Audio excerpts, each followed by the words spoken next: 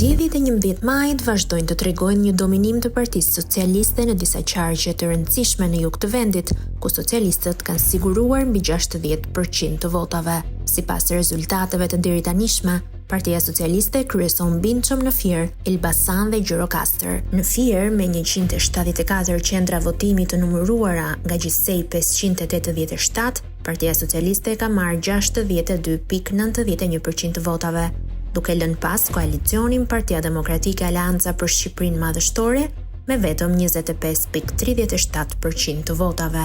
Në Elbasan, pas numërimit të 192 qendrave të votimit nga 508 të tilla, PS ka arritur të sigurojë 61.18% të votave, duke kryesuar bindshëm përpara PD-ASHM, e cila ka marrë 29.13% të votave.